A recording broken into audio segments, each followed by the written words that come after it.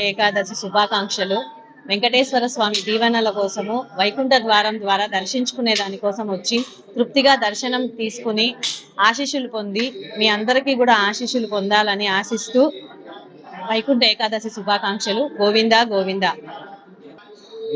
వైకుంఠ ద్వారం ద్వారా వెళ్ళి ఆ గోవిందుడిని దర్శనం చేసుకుంటే ఆయన ఆశీస్సులు మనకి ఖచ్చితంగా లభిస్తుంది అన్న నమ్మకంతో ప్రతి ఒక్కరూ కూడా ఈ పూట తెల్లవారుజామునే లేచి దేవుడిని దర్శనం చేసుకునే దానికోసం వచ్చి ప్రతి ఒక్కరూ కూడా ఆ దీవెనలను కోరుకున్న కోరికలని భేదం లేకుండా అందరూ తృప్తితో ఉండాలా అనేసి ఆశీస్సులతో పాటు ఆ కోరికలని కూడా ఇవ్వగలిగే దేవుడు ఆ కోదండ రాముడు. కాబట్టి అందరూ కూడా వచ్చి గోవిందుని దర్శనం చేసుకొని ఆ దీవెనలను పొందాలని ఆశిస్తున్నాము.